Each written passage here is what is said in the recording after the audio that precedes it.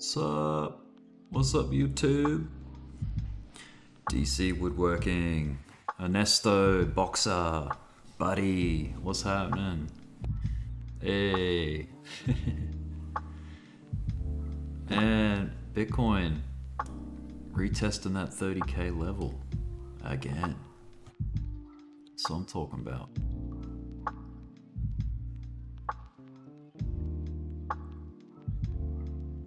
Fuck you. And that's just beef in America. It's beef in Australia. I respect you as an individual. So. Alright, just checking if those sound clips are working there. Let me know if you can hear Gil.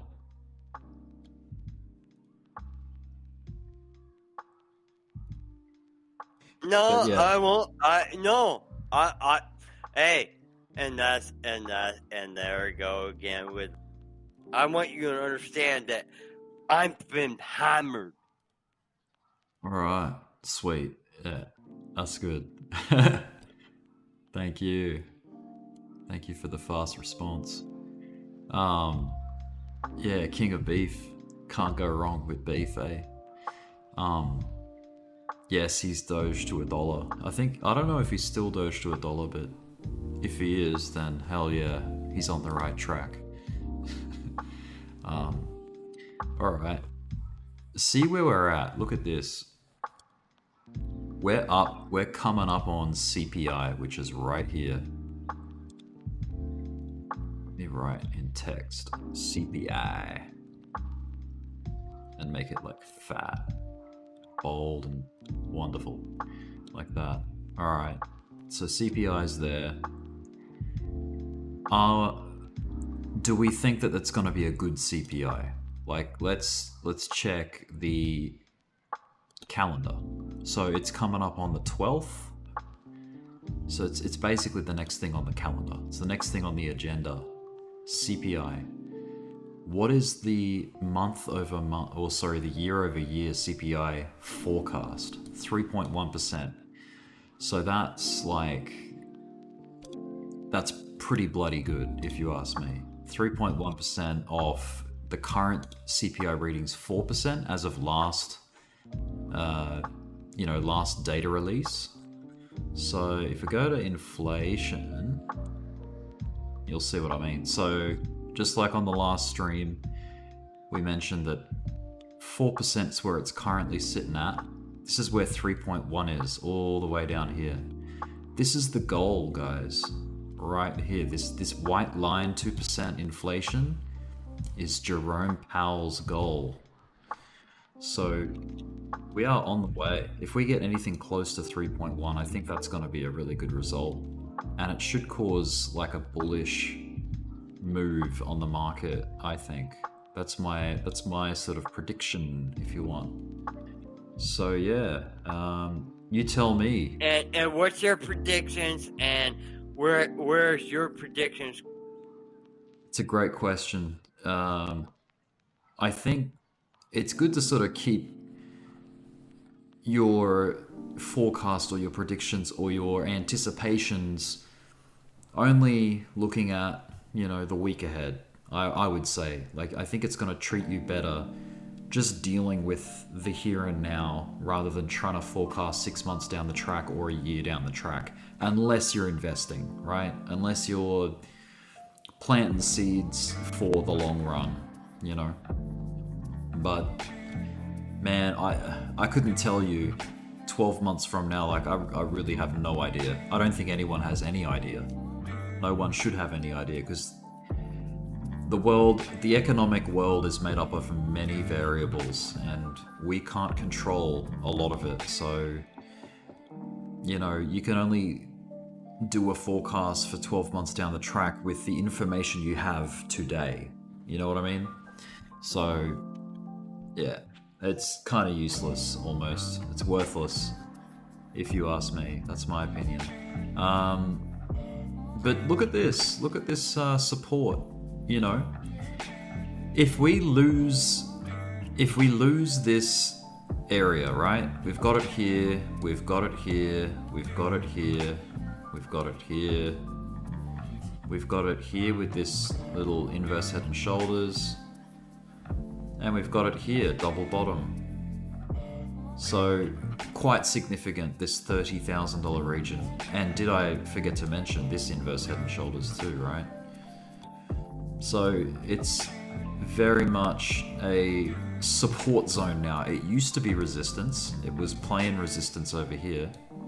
It was attempting to use it as support, but I think it was a bit too early. You know, we had to come down and back test our 25.2 level, which is exactly what we did, as predicted. You know, just to give a shout out to Expectus. It just played out exactly the way I drew it. So yeah, much the way I drew it, much the way I put out in my announcements, it bounced off the 25.2. You could argue that, oh no, it went deeper than that. I'm circling the part where it went deeper than what I predicted. Is that so, like, inaccurate? I think that's pretty freaking accurate, if you ask me. That's a pretty good forecast. I mean, it doesn't take a genius to freaking forecast a 25.2 bounce. I mean, if we go out to the weekly, wait, let me go back a couple of steps. If you go out to the weekly, right, and let me just hide some of these lines as well, and my price levels. 25.2 sits right here.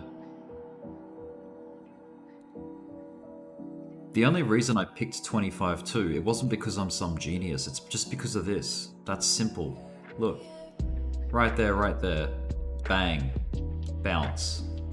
It's not rocket science. I know everyone's got that under the belt. Everyone understands support resistance, retest, you know, bounce, bing bong, as Serrano would say.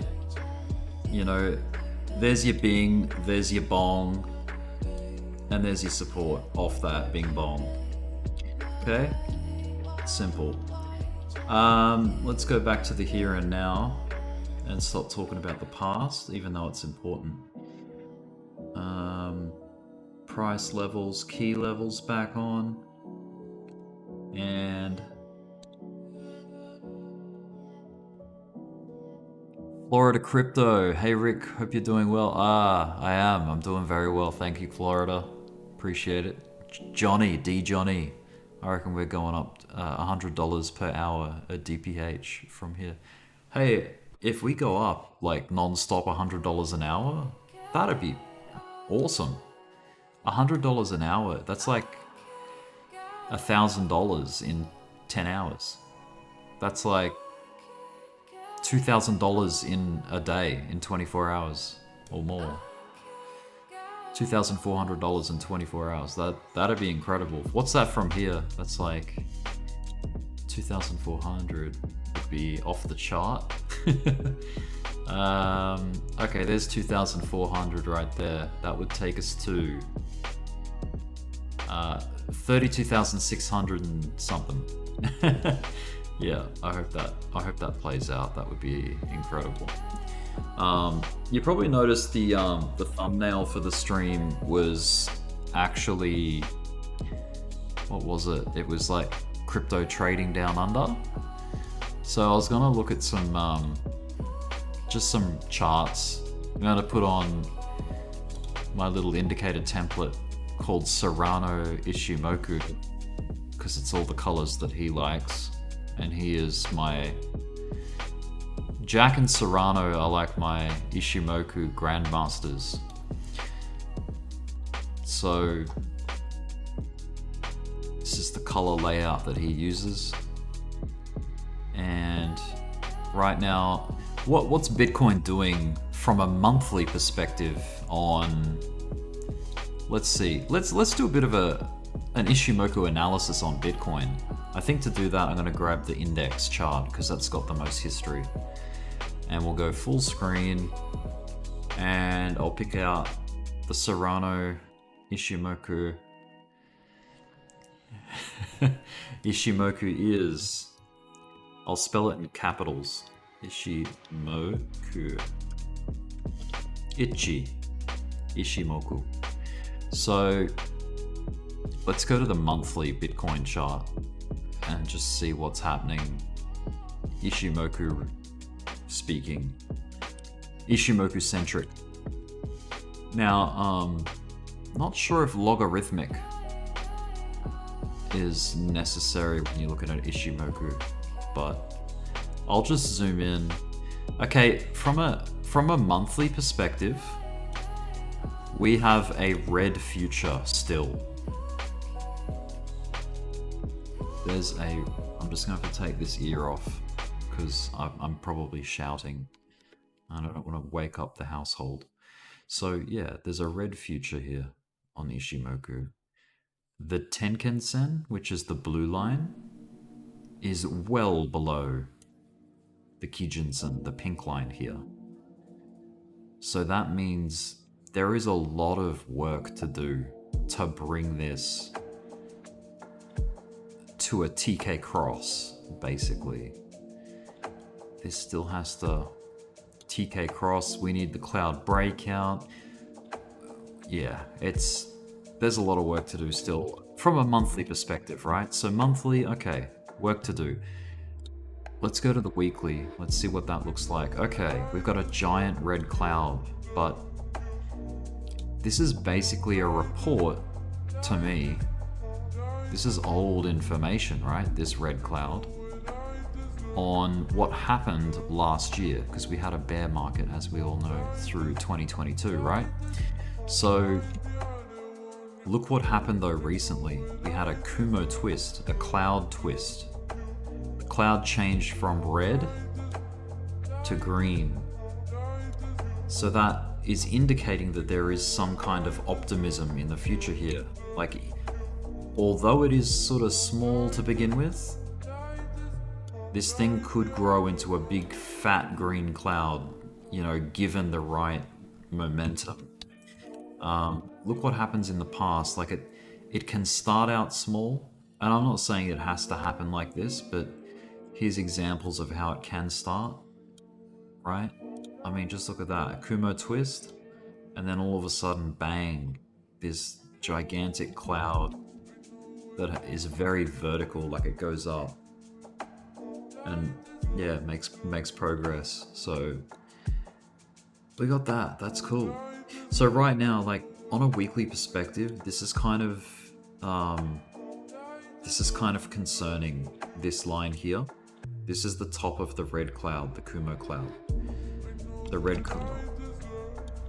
This is producing resistance. That flat part of the cloud there is producing resistance. So it might be that we have to endure another, you know, fall back down, another rise back up, another fall back down, before we can get through this cloud. It's like a storm, right? There's a lot of pressure down at the moment on price. But you know, there is this twist. There is this future that is optimistic. So, you know, that happens into November this year. November, December is this where this green cloud lives. So if price can just hang in there, you know, and stay, if not bullish, then at least show evidence of like ranging. If we can range for the next however many months to get us to November, then I think, you know, it's still game on. Like there's still a good scenario where we've seen the bottom, right? And then obviously there's a bullish scenario. Like just because this is here, it doesn't mean that it's impenetrable. It can be penetrated.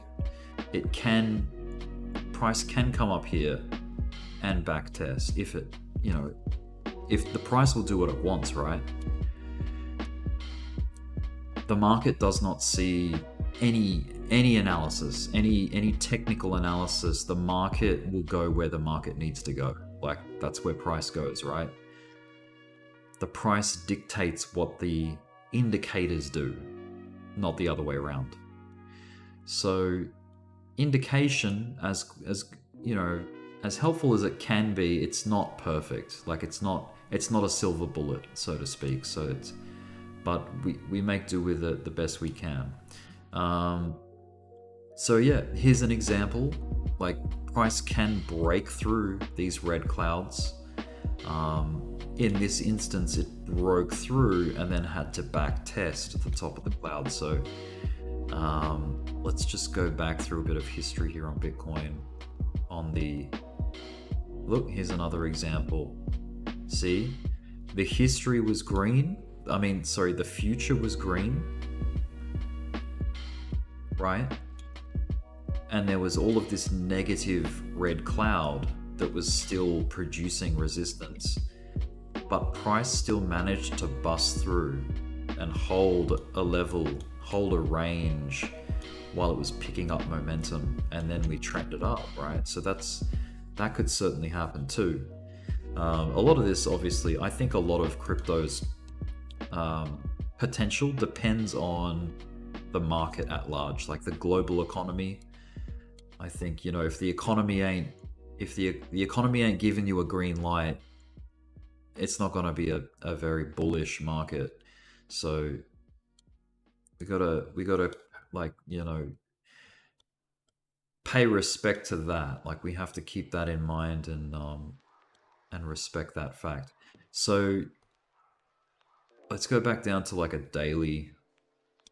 And where are we on the daily? We've already broken through the cloud on the daily. Now the daily, obviously, it's a much shorter time frame than the weekly and monthly especially, right? But check out the way we busted out of this massive red cloud with this huge line of resistance right here. Do you remember seeing that at the end of last year? And it was very bleak. I remember as we were crawling up to it, I'm like, oh, this is gonna be hard.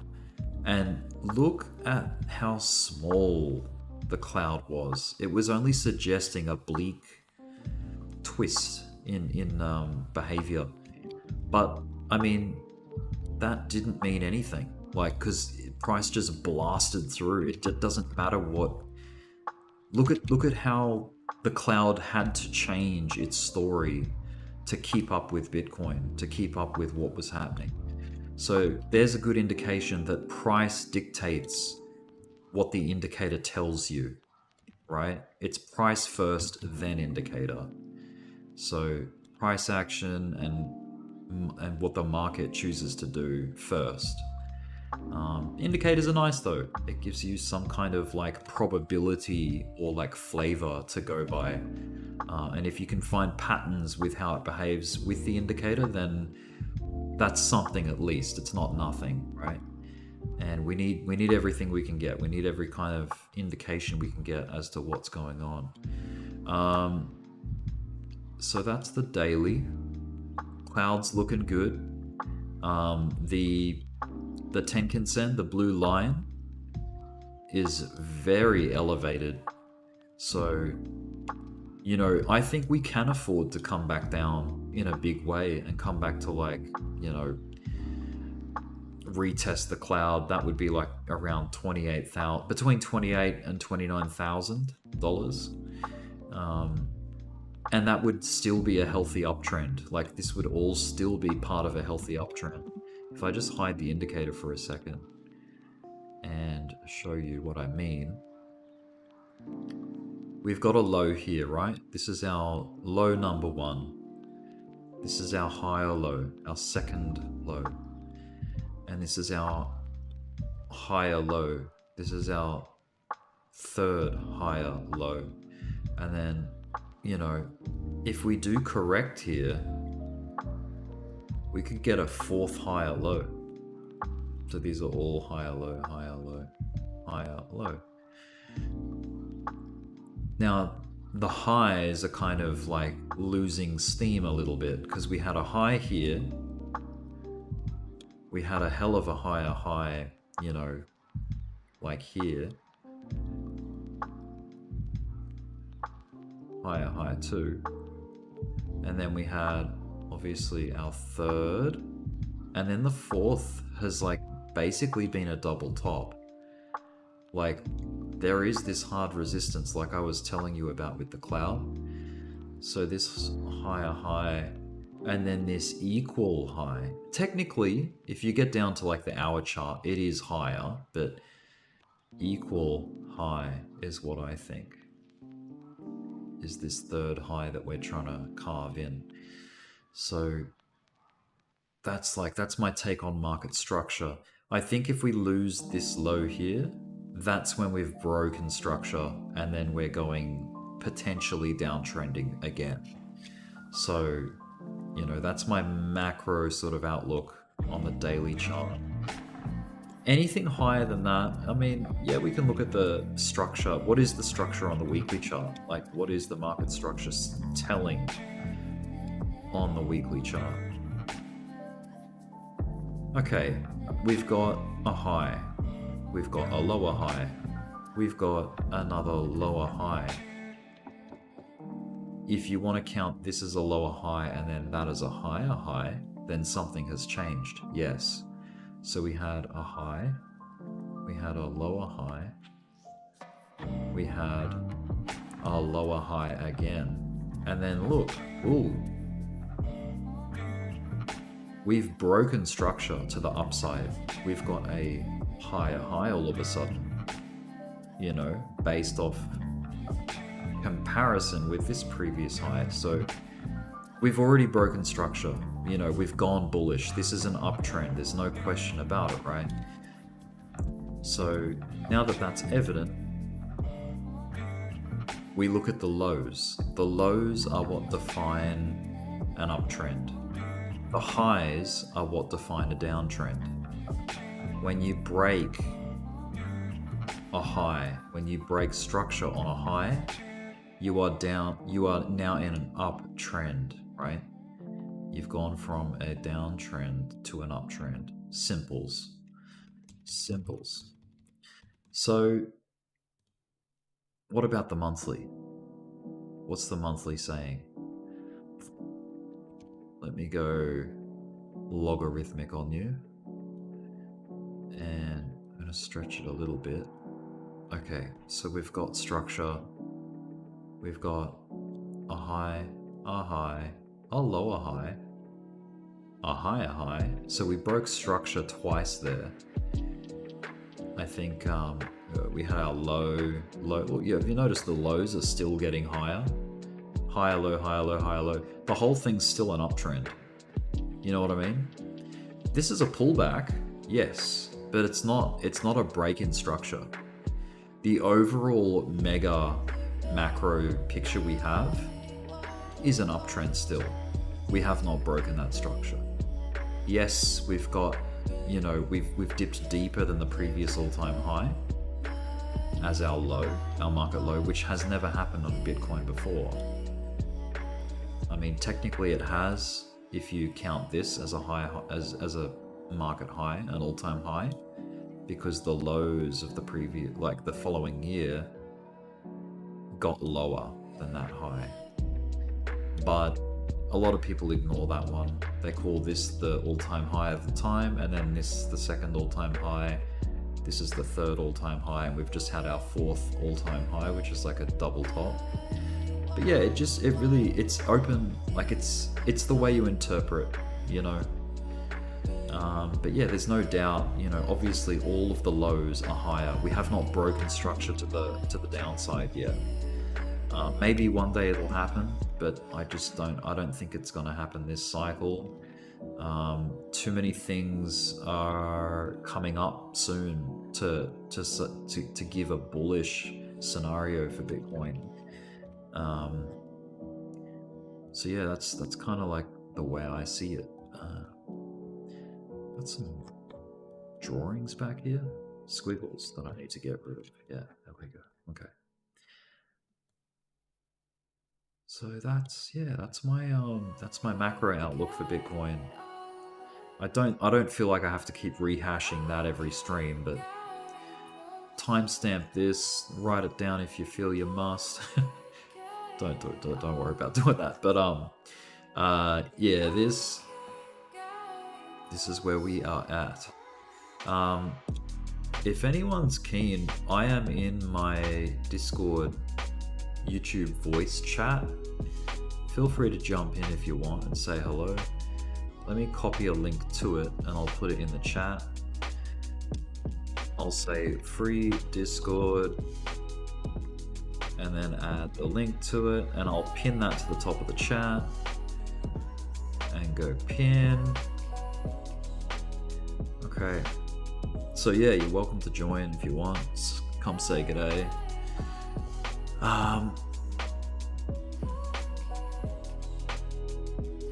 Thoughts on Mara? Okay, let's have a look at Mara. I haven't looked at Mara before. Never heard of it. Is it a crypto? All exchanges, everything. Mara, okay. It's okay. Mara sounds like it's a stock. Let's see the stock. Mara. Add that here.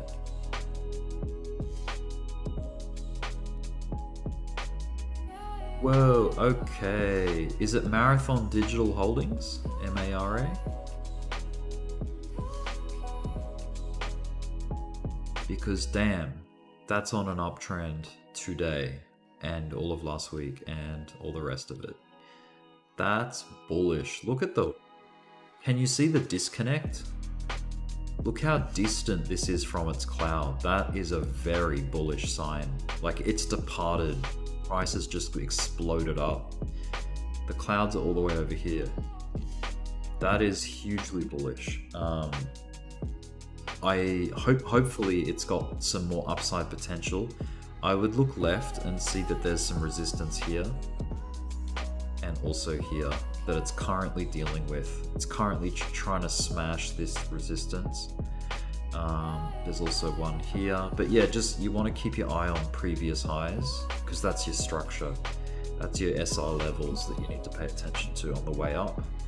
But yeah, I mean, that's a really nice little pickup there.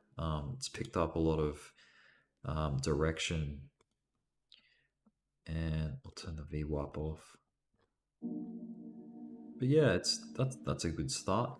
I mean, hopefully it's just not another one of these where it's like shot up and then up too early, dip back down. You know, shot up, oh, bit early, let's dip back down. You know what I mean? Like, hopefully it starts to actually build a trend, like a longer term trend, like, you know, something more like this, you know, like where it gets some height to it, it starts to climb. But yeah, that's got good potential. It's definitely been on a rip. Play the lower time frames on it, you know, because it's already sort of made the move. Like, you've kind of missed the train if you're getting in late, so you just have to keep your expectations in check. You know, just because it went up this far, just because it went up X, doesn't mean it's gonna go up the same height again, XX, you know what I mean? Like, it's just be careful. Petrolhead, what's happening? Great to see you too. Oh yeah, so you're in profit on it, okay. I mean, that is totally up to you. Don't listen to me. Like, honestly, like your position is your own, and yeah, do what you feel is comfortable. Don't take any kind of trading or financial advice off anybody, even if they're experts, you know, because at the end of the day, it's your money and it's your choice. So yeah, keep that in mind at all times. Your opinion and your decision making should be like 90 to 95% weight on what you actually do. Other people's opinions and advice should be like 5% of importance to you. And you can use it to build your own, you know, your own theory or take on the market.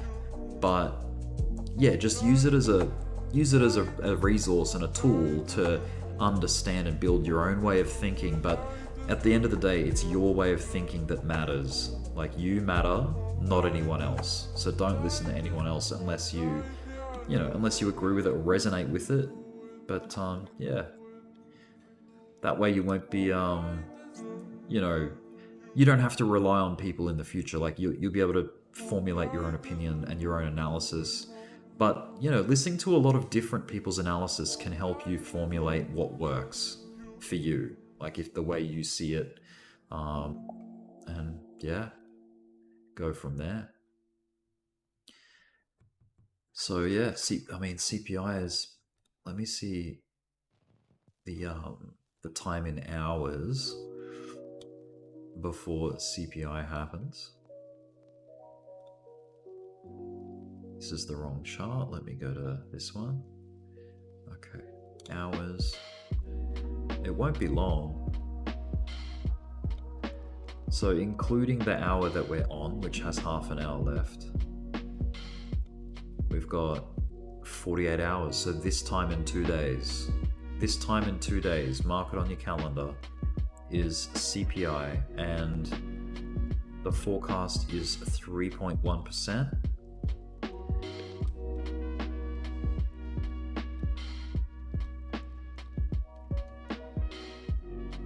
Which will be incredibly bullish, I think. That's because that's a huge achievement on inflation. That's a good hit. That's another really good move down on inflation. We want inflation down, not up. So inflation up is a bad thing. That's what put us into a 2022 bear market. So Matic is looking strong. Okay, I'll check Matic out as well. Let me go back to my crypto list. Matic. Let me go to this one. Matic on the daily. Oh, look at all the old TA I've got on Matic. These circles and whatnot. Ooh. Look at the way that like collapsed after all these drawings, like right on the day. I'm gonna get rid of all this squiggling.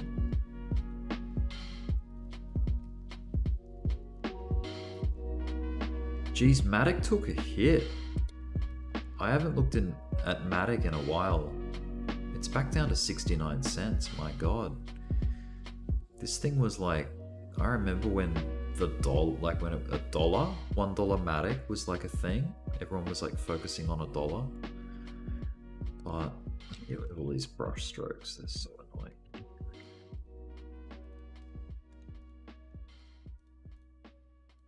So I still think Matic is bullish fundamentally, just my opinion, right? I think Matic has a lot of potential to do well in the bull market. When that happens, arguably we're in a bull market, so these could be really good buys. I'm going to have to catch up fundamentally on Matic, like as to why it collapsed the way it did. Did it get delisted somewhere? I was thinking about Matic's looking strong. Thanks to the SEC, yeah. Could it be the SEC? Have they deemed Matic a security? Is that something that's happened? Delisting FUD? Yeah, could be. But the SEC's a son of a gun, you know. Matic's still a good project. But yeah, if it's being deemed a security, then damn, maybe that's where the party ends, but I still think it's a good one. I'm gonna have to do some research on Matic. I don't think my opinions on it are qualified at the moment, so I'll just be honest with you. I don't know. From a technical standpoint, this thing dropped 88% in the bear market. That's a deep drop. It's pretty deep. These are just some highs that I was looking at the last time I looked at Matic. Some big macro highs that we have to keep an eye on as we, you know, if we do climb back up toward that direction. Structure wise, let's go logarithmic. It reminds me of Dogecoin. You know, it had this all of this structure from the past, and it just hammered upward, and it's maintained a floor. Like there's this new floor for Matic up here. So it's gone from, it's like leveled up, basically. Like even off the back of a bear market, Matic is still miles up from where it was down here. You know, it was a fraction of a cent at one point. So, and it's currently at 69 cents. So that's 69x or more. Even right now, right? So yeah, that's a good thing. Kind of like Doge. Reminds me of Doge in that sense, because Doge also, if we go on Doge's chart, even though it hasn't done much lately, look at its new floor up here.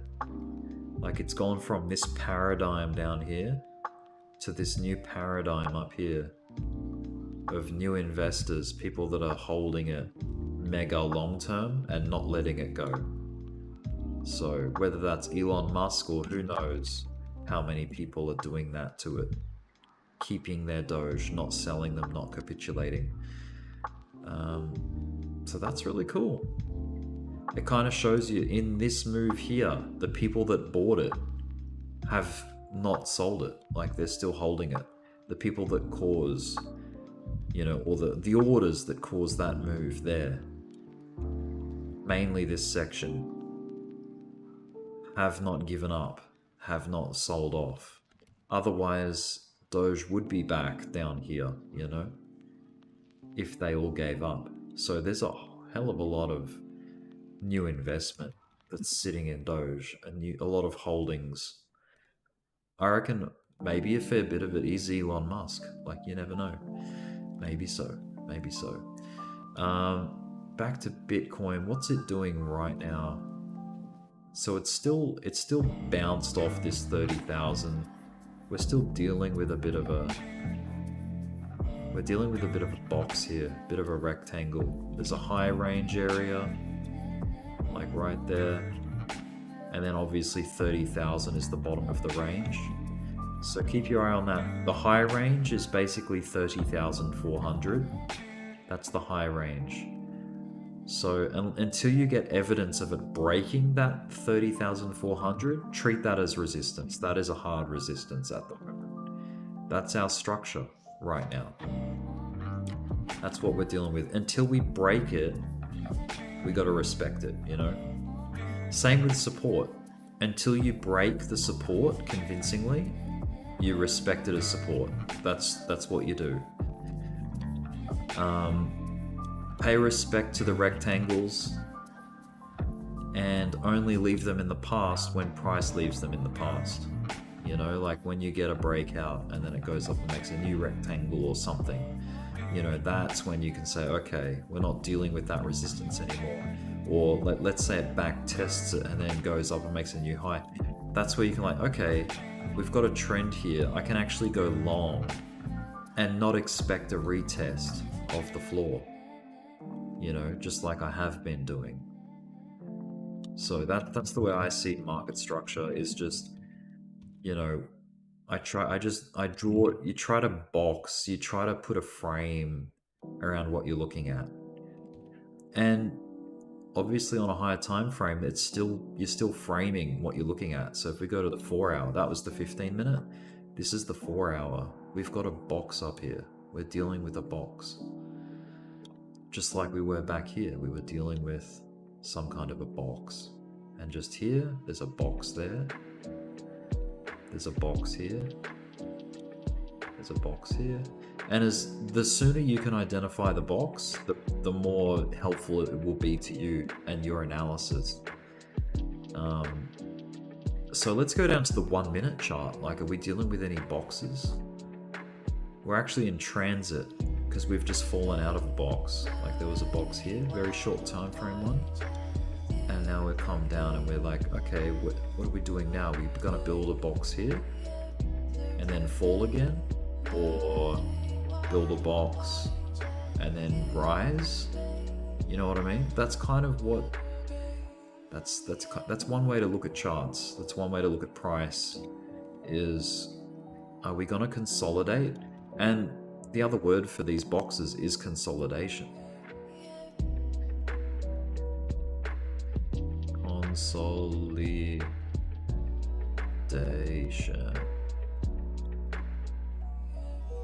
God, it's a long word.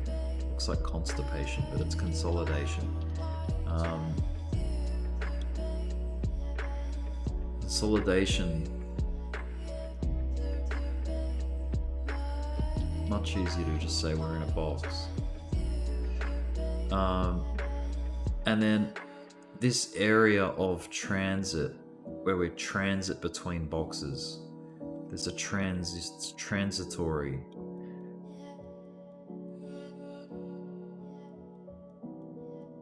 The transit phase. And then you get a box, another station. Think of it like a train or a subway. You have your train, the price, and between stations it moves fast. It doesn't stop. There's no time to get on. It's too dangerous. Like, you want to get on at the stations. That's where you get on the train. So if you can identify some kind of range, let's go to a higher time frame. If you can identify a range, then that is your station to get in to, you know, what you anticipate to be the next destination. So, you know, those who read this right saw this station, this train station, as the destination from up here. Like, you know, this station here, because we transited. There was a bit of a detour, but eventually we landed in a station here. We're still in the station. Train has not left yet, but yeah, there is, you know, we very well could drop down some and then do a bunch of consolidation at a station down 28 and then rise up again, you know. So I guess the long story short is it's best to build positions in times of consolidation, and then either you're stopping out because you were incorrect with the direction of leaving the station. Like, let's say it goes down and you were expecting up, which didn't happen. Then your stop loss would be here, like below the consolidation, and vice versa.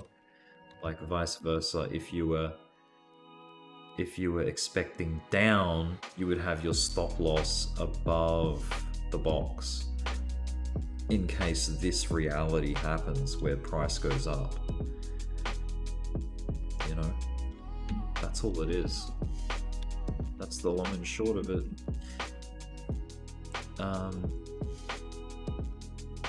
So yeah, that's pretty much all I got. Let me go back to like Solana. I want to see what's, because I've been scalping Solana recently.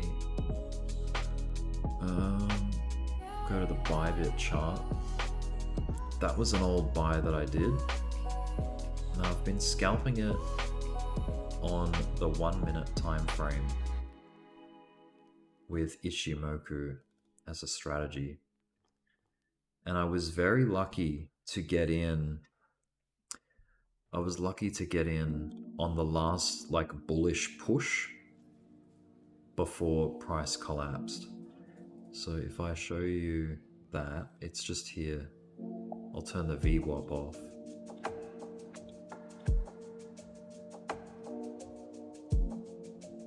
This is where I got in, this is where I got out. I'll be honest with you, I wasn't actually using a stop loss. I should have had a stop loss. Probably, like, if I got in here, I should have identified this as a low, and that if we get lower than that, that's structure broken, and I should be not like holding on to a losing trade, right? That's the whole point. The tighter you can get the stop to, the better. But yeah, I mean that's arguable, right? You can there's good arguments to say no, you need to loosen your stop out more. Like I could have had my stop all the way down here, or even down here, because Solana has been extremely volatile. Look at the depth of the volatility. You know, if I'm getting in a position here and I've got volatility this big, then I have to accommodate that volatility. So if you're on leverage that doesn't afford you a range of volatility that high, then your leverage is too high. You want to, I guess, you'd be more comfortable if you expect lows coming in like this, you know. So if I identified these as the lows, then a stop down here actually would have been kind of smart. But yeah, anyway, I got in here, price trended, it went into profit a couple of times, but I was like, I think I can get better than that. And then it did this really scary drop. I actually wasn't looking at the charts when this drop happened, which is actually a good thing because I didn't panic sell, right? And then all of a sudden this huge rip north happened, and I had a sell order at 22.3, and I was lucky to get out. I got out at profit. For some reason, I picked the top. There was no rhyme or reason as to why I got out where I did. I just thought, yep, that's a nice amount of profit. I'm going to take it. And out I got. You could argue that I could have made it higher because there is a bit of activity on up above where I took profit, but I'm just happy with what I got. I think I even had a sell order originally at 22, which was here. But for some reason I cancelled that because I thought, you know, this break in this resistance here, look at this double top. This was my thinking. Like, okay, if we break these highs, this is gonna start trending. Like this was my hypothesis, right? And then, yeah, we certainly did. We got this massive gunshot, like this huge shotgun all the way up to here before a huge collapse because of Bitcoin. I'm pretty sure this is when Bitcoin started correcting. But yeah, Solana has been trending down ever since that high. So if you opened a short here, you'd be in really nice profit because down it came. And here we are right now. So from an Ishimoku perspective, like what are the clouds saying? Let's go to the 15-minute chart. So that's where my trade was. We've had a hell of a lot. We've had a big storm. A storm of red clouds. This has actually been easy bear trend on the 15-minute chart. On the 5-minute, there's a lot of nice moves. There's a lot of deviation off the cloud. You know, look at these big spaces between price and the cloud. That's what you want to see. That's trending. That is trending. Like all of this space here between the price and the cloud. This is what makes it hard though. Like this is what makes it hard with Ishimoku is when you get this. See if I can find a really good example of what I'm talking about. Like kind of like through here. Like this bit. See how it's like green cloud, red cloud, green cloud, red cloud. And the price is very much wishy-washy inside the clouds, in and out, in and out. Like it's just a mess. Like, oh, look at that one. Look how terrible that is to trade. And that's on the 5-minute time frame. That is a mess. Like I'm not good enough with Ishimoku to trade inside of that. Like you just can't get a rhythm going with that. It's all, you know? So leave that alone. You don't have to trade every day of every minute. You can come back when you get big sexy moves like where's a good example? Like look at this. This is pretty good. Look at this move here, where price broke below the cloud, retested, got rejected, and just did not look back. It just fell. That is a bear's paradise. Like, that's what you want with a trend. Look left, look at this amazing trend here. Look at this breakout. Okay, it left the cloud here, right? This is where it left the cloud. And look how long it went up, and then it didn't even test the cloud until over here, all the way over here. So from there to there, that is a whole bunch of bullish movement for how many minutes? How many hours? 2 hours and 3 minutes. That's pretty impressive, like on the 1 minute chart, right? So yeah. And the cool thing about Ishimoku is that it gives you the TK lines, the Tenkan-sen and the Kijun-sen lines, to guide you as to where the trend is going. They can act as supports. So when price actually breaks through the Kijun-sen, which is the baseline, the pink line, that's kind of like a warning to say, oh, the trend is starting to get stale and it's losing momentum, especially when you start to get all the lines like chopping up close together like this. That's a hint. It's like, okay, we've run out of steam, we're consolidating like we're in a box, and you know.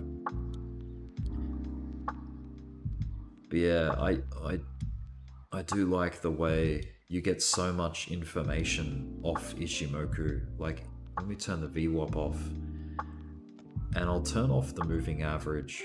That's this purple line, because traditional Ishimoku is just this, right?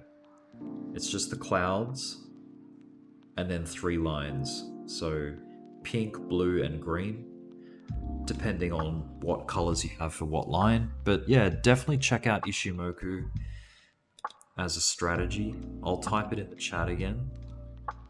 Ichimoku. And it's called Ishimoku Kinko Hayo. But Ishimoku is the only word you really need to do research on it and see how it works, like how to use it, where to get in, where to get out, how to read the clouds, all that. It's fairly involved, but it has a lot of laws and rules, which is good, because when you're trading, you need structure, you need rules to follow. You know, there's a lot of methods and strategies out there that are very vague and kind of wishy-washy, and like they don't give you a clear set of rules to follow. So that's the cool thing with Ishimoku. But yeah, if you could marry this up with, you know, just analyzing support and resistance, RSI, you know, MACD, you name it. Like, if you can get confluence from a different indicator set with Ishimoku, that's just adding more validity to your analysis. You know, like more, you just got more to work off. But just be careful of overloading your chart with too much, because you know, then they start to conflict. You know, there's more chance of conflicting signals, and you'll confuse yourself, and you'll probably end up not trading because too many things are saying no, or there's not enough harmony between indicators. So, but anyway, the whole point of Ishimoku is that it is a complete strategy. Like, you don't need to look at anything else, you can just use that, and it's holistic. It's everything you need in the box, in the indicator. So but yeah, pairing it up with the VWAP and the moving average as well, so the orange and the purple line, can be beneficial if you're used to like reading everything else that's going on. So it takes some practice to look at this and make sense of it, because I know it looks like a whole bunch of noise, but I guess, work with just the clouds to begin with. Like, turn everything off and just go with the clouds, you know? Turn the VWAP off, and then look, all you're working with now is clouds. It's like, okay, when I burst through the cloud from below, I know that the market's looking bullish, especially if the cloud ahead is green. That's bullish. Right now, the cloud ahead is red, so that is bearish, right? We broke down through the cloud system from above, so that's also telling you downtrend, right? Look what happened when we broke through the bottom of the cloud. We had a series of selling candles. So it's very good at telling you what's going to happen or indicating a likely outcome for the next, 15, 20 candles, right? It's not perfect. Like there's obviously times where it changes its mind a lot. Like, I mean, look right here. It's like, ooh, we've got a cloud breakout, look how many people probably got excited at that right here, right? But then look at this savage move back down that probably took them all out and stopped them all out. See, it's not perfect, right? But if you're scalping low time frame and you're quick, you can catch these little moves, right? Just trail it up with a stop loss and you'll get something. And then eventually you will get something where you do get a price breaking through the cloud like this, and you'll capture a lot of a larger move, right? Like all of this, just like I did. I'm not some expert, I've only been doing this for like a week, and I caught this. I'm trying to remember the reason I got in. Let me see if I can boil it down as to why I got in where I did. I think I had everything turned on like this. And if we zoom in and we break it down, okay. I got in, I'm pretty sure on this candle here, like one of these candles in this area. Now, we already had a cloud breakout. We already had this activity. So I was kind of coming in the middle of nowhere.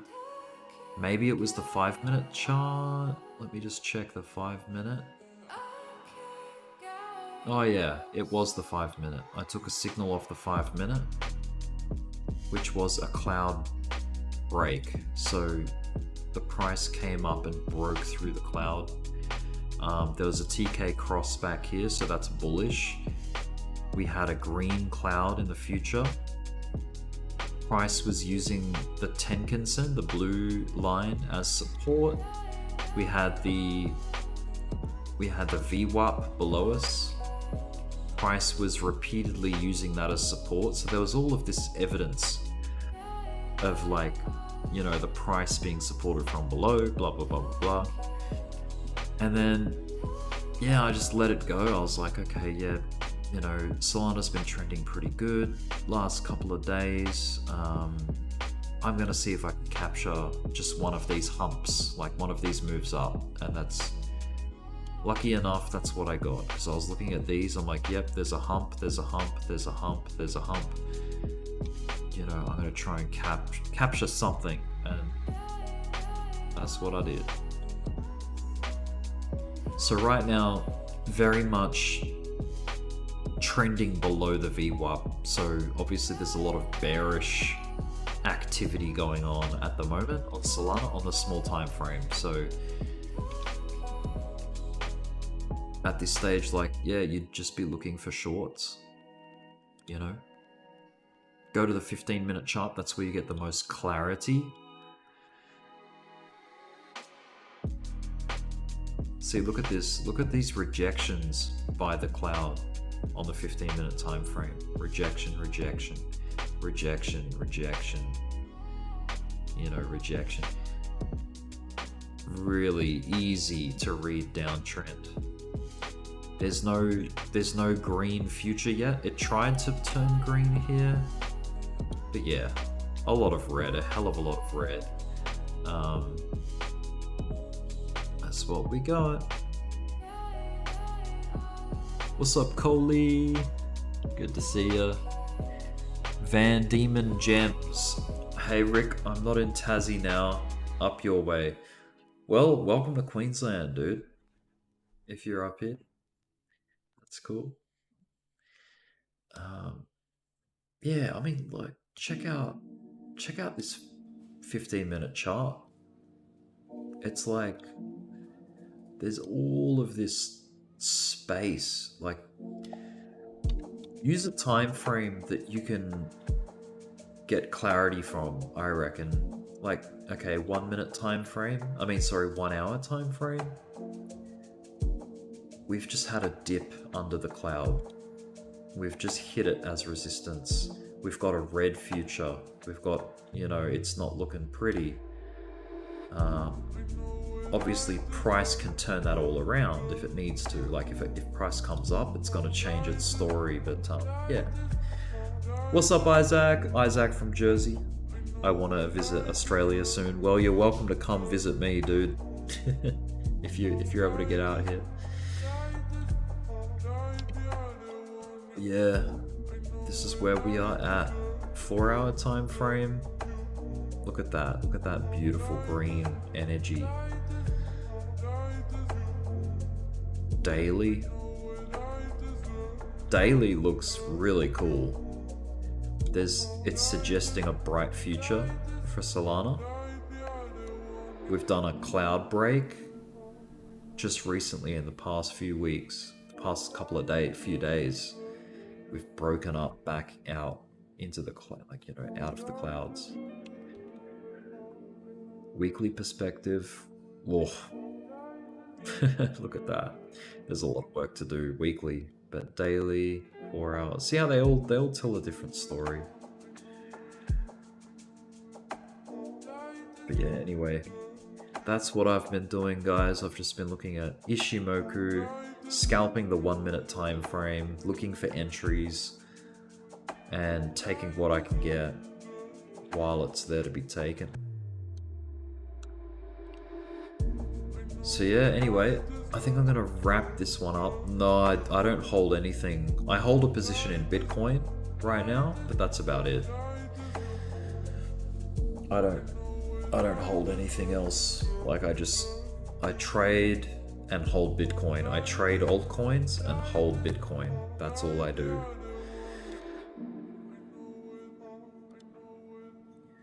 Alright guys, I'm gonna wrap it up. It's like 11 PM here in Australia. I think the stock market's gonna be opening soon, right? Let's check the SPY.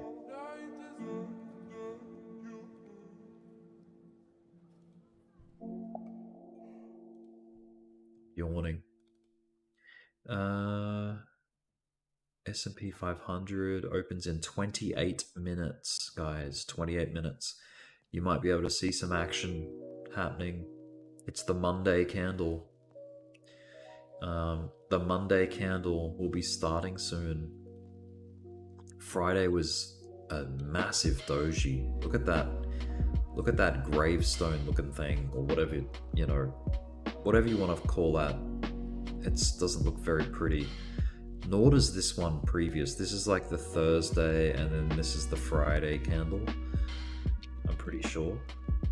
Yeah, Thursday, Friday. So let's see what Monday does. There hasn't really progressed anywhere from close Friday. It's pretty much on the money as to where it is. But yeah. Alright, well, hopefully Monday's price activity in the stock market brings good things for crypto. If not, we'll just have to deal with it and see what we can make out of it and try to trade it. But yeah, thanks for tuning in, guys. Thanks Petrolhead, thanks Coley, thanks... sorry, something just covered my screen. Thanks Isaac, Hootie Hoo, Van Diemen Gems. else we got? Thomas L. Joyce Jr., Florida Crypto, Kevin Stone, D Johnny, all the OGs, all the familiar names. Thanks for jumping in. This is a very unusual time for me to stream, so I might do one tomorrow morning, which is probably your evening, guys, as you're going to after you've had dinner. Good night, Coley. All right. Cheers, guys. Catch you next time.